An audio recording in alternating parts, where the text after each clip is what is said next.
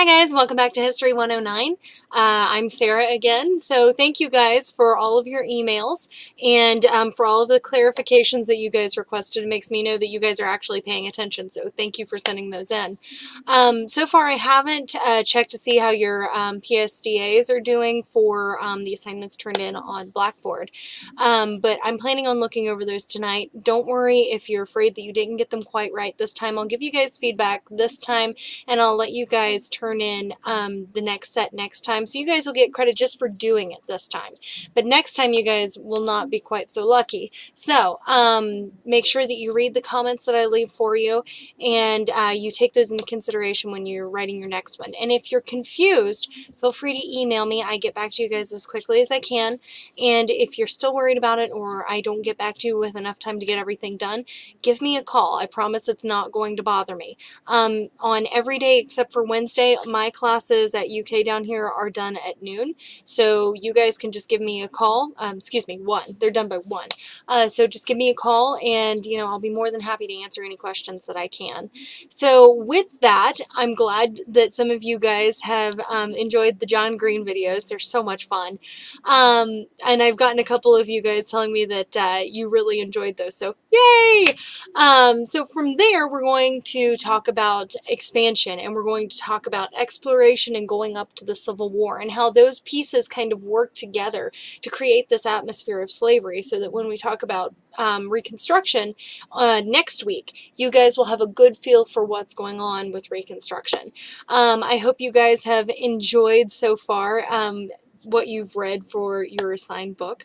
It's a lot of fun, and the more that you get into it, the more it'll really click home for you that just how successful FDR was in his campaigns and in his political career. So as we get farther into the semester, you guys will really be able to see how great that was. And that was my phone, so I'm actually going to turn that down real quick now. Sorry about that. There we go. All right, so on to expansionism. So the first group of Europeans to really start expanding into outside of Europe are the Portuguese. And we call this period where they're first starting to come out of Europe and go by water, strictly by water, around the world is we call it the Age of Exploration, and it's happening between about 1400 and about 1700. And what we'll see with expansionism is that it will lead to greater globalization, and that in turn will lead to more mercantilism. And mercantilism means that it's a merchant or like trading persons based economy, and that it's a more globalized economy. And from there, we'll also see an increase in colonization. Prior to this, you have some places that have some colonization, but there's not a whole lot of it. And so, with this, the colonization will really ramp up. We'll see colonies starting in Africa and India and the United States, what will become the United States, in South America, and they'll be all over the place. And so what I want you guys to understand is that they want to establish a trade route specifically to India.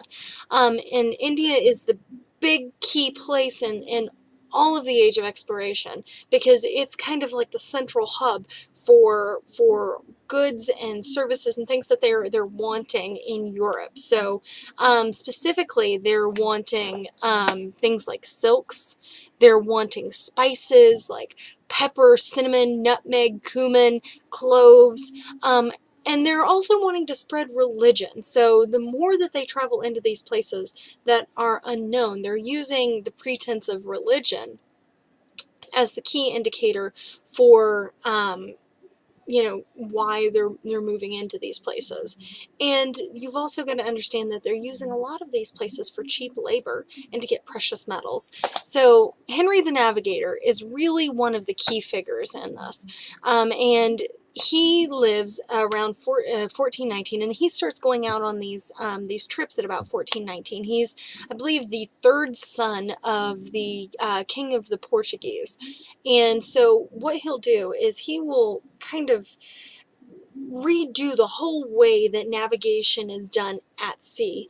And he'll be using new technologies like the caravel, which is pictured here on your PowerPoints. And the thing about the Caravelle, it's so important, is that it has triangular sails. And, you know, that doesn't sound like it's a big thing. So, like, when you watch Pocahontas and things like that, like, as a kid, I know that when I first watched it, the last thing I thought of is, oh, look at the sails! This is wonderful! And you know how they've got these giant square sails, and, you know, when you watch Pirates of the Caribbean, they've got these giant square sails, right? Well, hi, Oscar. By the way, this is my cat, Oscar. I don't remember if I mentioned last time, but he'll probably be joining us from time to time. But they have these giant square sails. And the thing about square sails is that once the wind stops moving in the directions that sail wants to go, the ship won't move.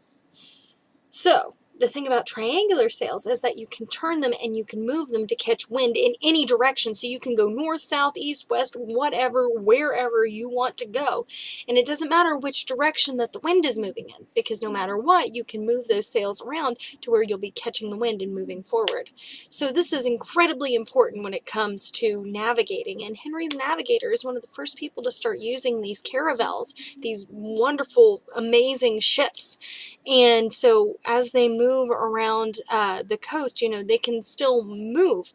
Sometimes it'll be a little slower than others. So in this picture down here at the far right on the page that's listed as Portugal, you have this map that's got it's got Africa, Europe, Asia, and you can see India in it. You've got the big map of Africa, and you can see Europe up there. So they're starting out in Lisbon in Portugal. And you have really some key figures that are coming out of Portugal, and they're coming down and they're going out into the middle of the Atlantic Ocean, and then they're sailing back straight across to go into Africa.